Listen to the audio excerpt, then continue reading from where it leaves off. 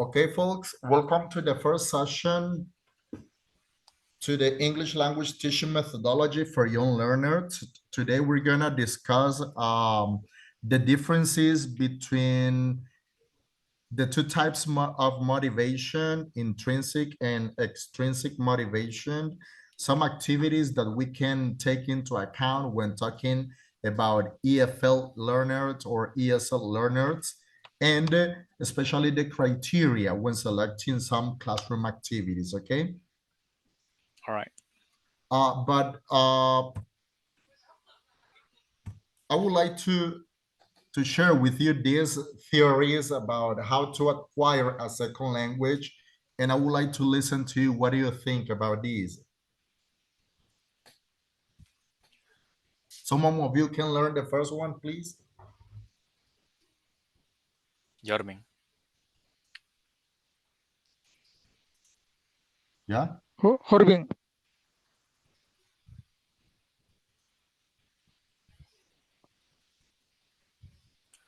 He's muted, I think. So Blas. do Okay, you have to Blas, do just could you please read the first one? languages are learned Yo porque no escucho muy bien la llamada. Languages are learned. mainly through imitation? Yeah. What do you think about this? Do you think that's true? Do you strongly believe about that one, or do you think it's false? Give me reasons. Yeah. Well, I strongly believe that it is something true, right? It is true because when we try to speak another language, what we try to do is imitate the sounds, how the word uh, how the words can be pronounced correctly. That's something that we are looking for when we learn English or French, uh, because there are many sounds that in our native language does don't exist, but we have to watch videos in order to see how native speakers move the mouth or the position of the tone that they do in order to pronounce every single word correctly.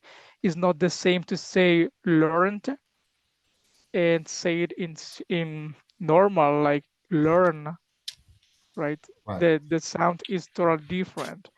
Uh, it's not the same to say through or true, even though both are correctly. But sometimes people get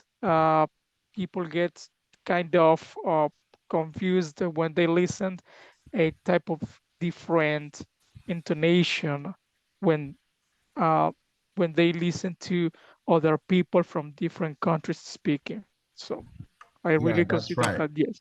That's right. Remember that one of the types of speaking that we have in the English language is the imitative. Imitative is focused just for those learners that are gonna start studying English for the first time, right? So what does it mean imitative? That they have to produce or to imitate the sounds that they listen to. Let's see the second one. Parents usually correct young children when they make grammatical errors. What do you think, Einer? Yes, I totally agree. Because when you're growing up, you well, since you do not know about the language, you make common mistakes, right? In grammatically speaking, and your parents, which, well, let's say that you grow in an environment where your parents, they know a lot about the language that you are speaking. They correct you, um, maybe daily, based on what you are speaking, to make sure that you are not making any mistakes when going to classes, right? Right. So yeah. Do you think that the children must be corrected at the moment when they speaking? Depending on the environment, like if Yeah, you are at home, yes, your parent can correct you at any time, at any conversation. right. But if, let's say that you are, I don't know, in a meeting with someone important, or in a family gathering that can be not good for the children, because the child is gonna feel like is being tossed off on the spot and being ashamed in front of others, right? And they don't like Right. to feel like that, and anyone doesn't want to feel like that. So I would say, depending on the environment. At home, yes. Yeah, you're right. Highly intelligent people are good language learner. What do you think, Andrea? Do you agree with that or not? I do. I do. Can you hear me? Yeah. All right. I actually agree with it because when we talk about highly intelligent people, most of the time we're talking about their cognitive skills. So among them, we have short term and long term memory. So we do have we can see that they have abilities to maybe remember a couple of things better than others, and they notice patterns. And we know that when we talk about languages, even ours, like which is the mother tongue that we have grammatical structure, so they notice that kind of pattern. So I think that it's easier for them to learn new languages. Okay, good. The most important predictor of success in second language acquisition is motivation. Jorvin, what do you think about that theory?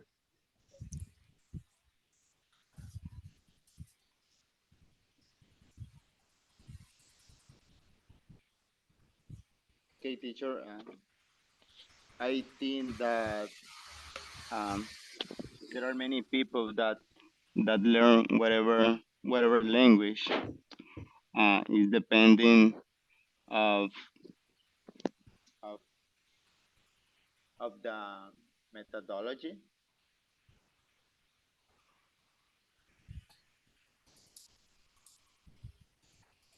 Okay. Jacqueline, what about with the theory? Most of the mistakes that second language learners make are due to the interference from their first language. Which one, teacher? The Most earliest. of the mistakes Ah, that, most of the mistakes that second language learning make are due to influence from their first language. For yeah, example, when we talk about when we learn a new language, we have the mistake, for example, when we pronounce some words, and also we have the afraid to say some words. For example, when we are learning a new language, we want to learn in some way, but we have to do it step by step. For example, if learn a good grammar, speaking, listening, we have to make a combination between this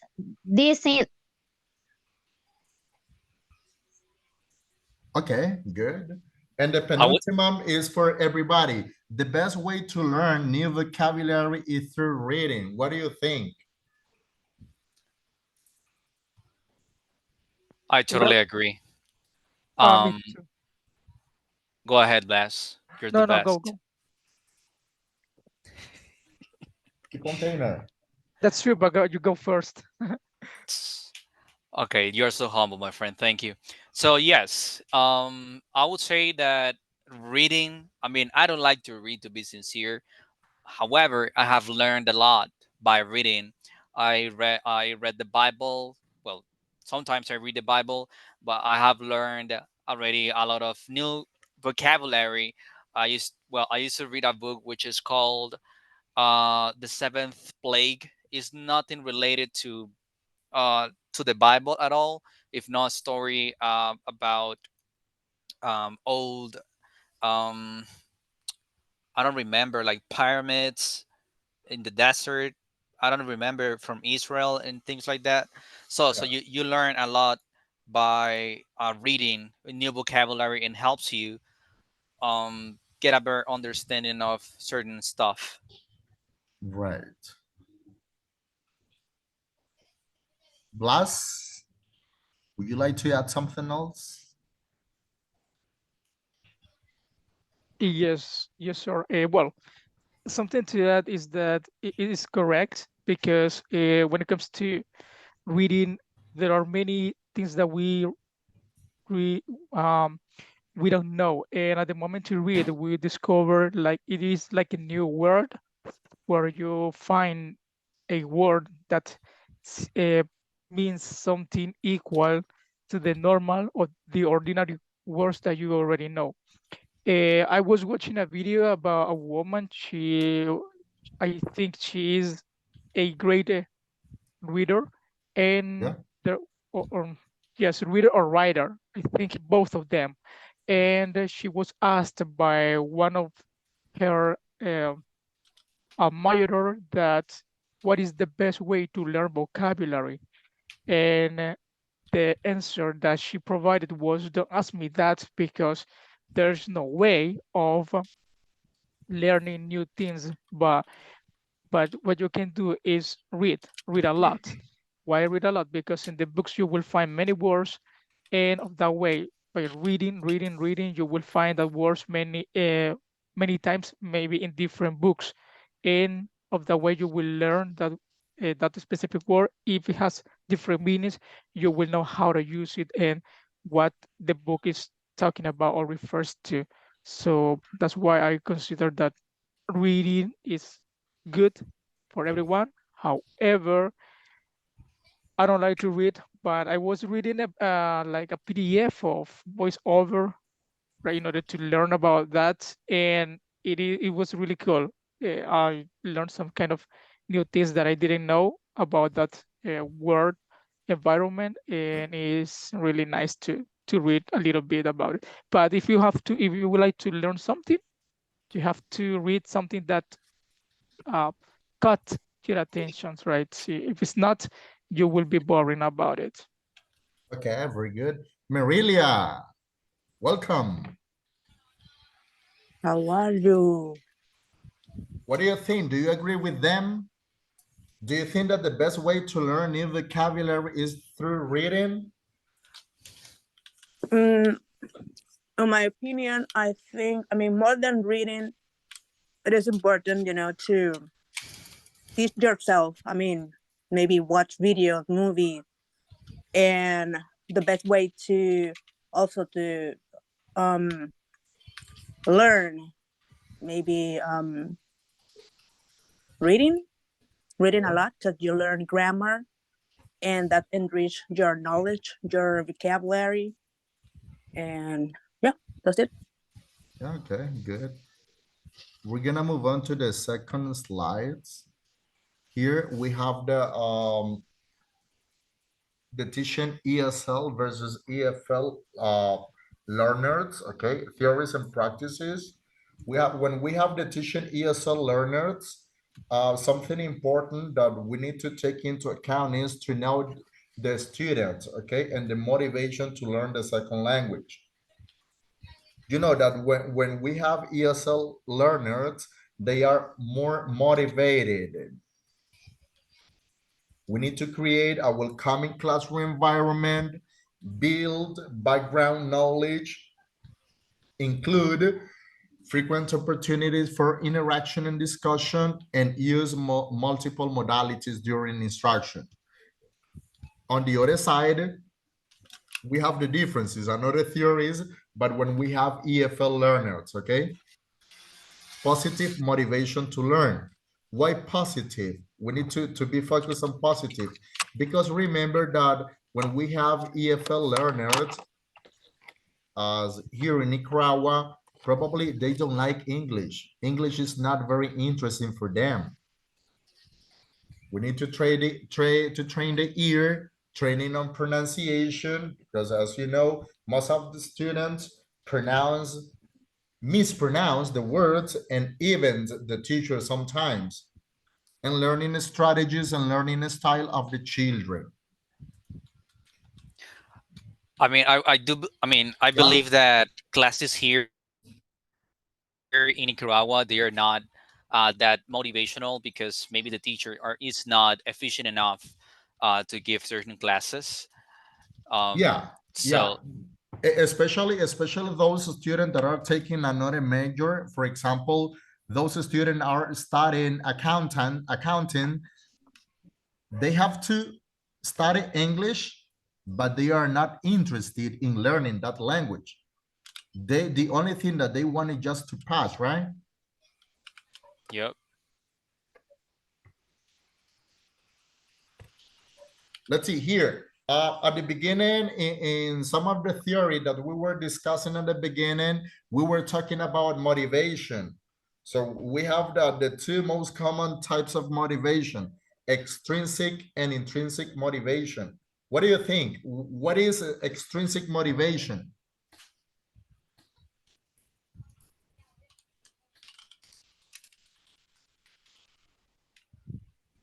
I'm all ear, folks.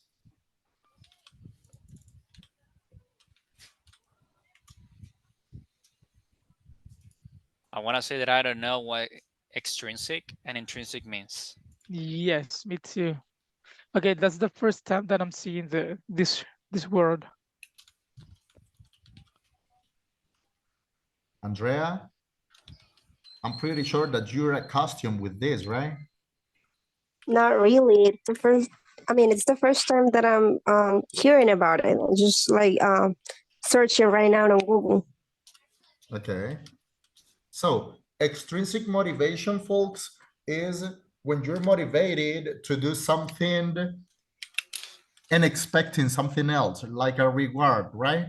So probably you do because you're being pressured, right? But it's not by your own.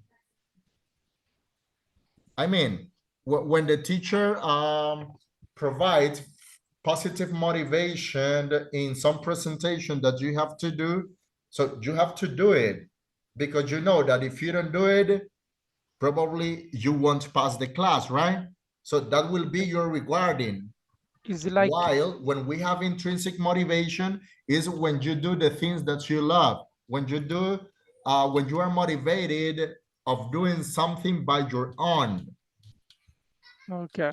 So what I got is that extrinsic is basically when you are obliged to do it in order to have a result, Right, and the another one is because you really love that. You have just you feel that passion, and right. no matter what you go to it in order to get it because you love it.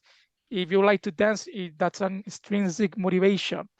But in the, let's say, in the workplace, in the workplace, you have extrinsic motivation in order to get paid well because it's something that you don't like to do. Okay, as a That's what I got. EFL student, which of these types of motivation do you think that is used the most in the classroom?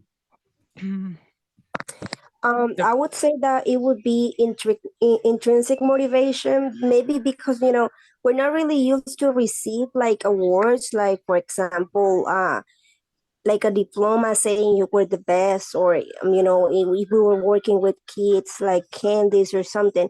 But I guess that it's because we always want to have a good grade. So in the way I see it, it's like I will do this activity because I want the points that you will give me. So that's the way I see it.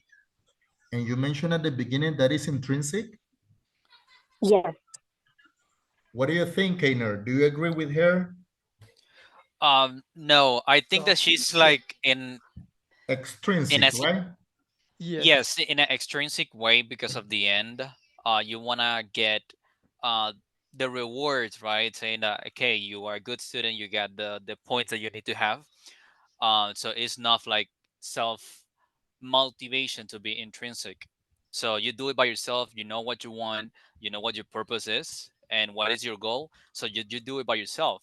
But if you do it, as Andrea was saying, it's because something else is motivating you, which is the scores. So that's extrinsic. Yeah. Marilia, could you please explain with your own words? What do you understand? I'm sorry, I'm eating. Give us some gallo pinto.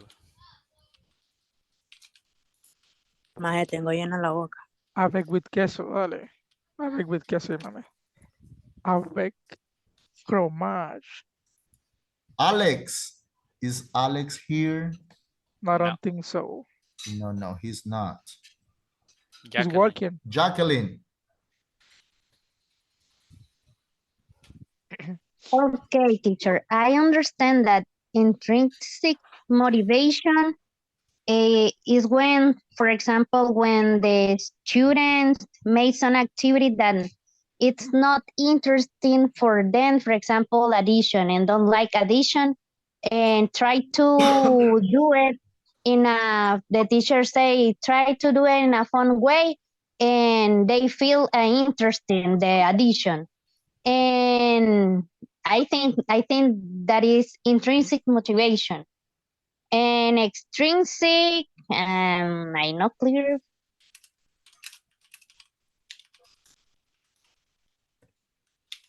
I think it is backward, the Okay, meaning. here we have the differences between them, right? The differences between intrinsic motivation and extrinsic motivation. It says, you are motivated to do the activity because it is internally rewarding. You choose to do it because it's fun, enjoyable, and satisfying. Your goal comes from within. And the outcomes of your goals satisfy your basic psychological needs for autonomy, competence, and relatedness. And in the extrinsic motivation, it says that you're motivated to do the activity in order to gain an external reward in return. That was what that Andrea was explaining, okay? Your goal is focused on an outcome and doesn't satisfy your basic psychological needs. Rather, it involves external gains such as money, fame, power, and avoiding consequences. But when you are in the classroom, you're expecting grades, right? It's scores for passing the class.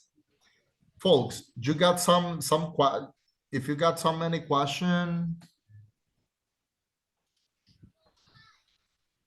everything's clear so far? Intrinsic motivation is when we enjoy the activities. Eh, For When you do it I on think your own and you with feel well, comfortable of okay. doing that. For example, if I love draw, and when I draw, I feel so good and it's enjoyable for me. Right. Yep. And intrinsic is when we have to do it because it's a like an obligation. At a certain point, yes.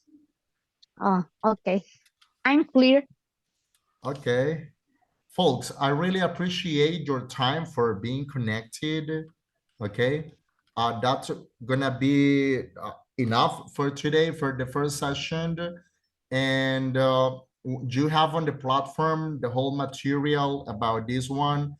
Even in the homework module, you have the task, the first task that I hope that you're working on it. Okay. And if you got some questions, don't forget that we have a WhatsApp group and you can ask there, right? Okay, folks. See ya, okay? Okay, See ya. bye. You teacher, thank See you. you Bye. guys. Bye. Bye. Okay, bye-bye.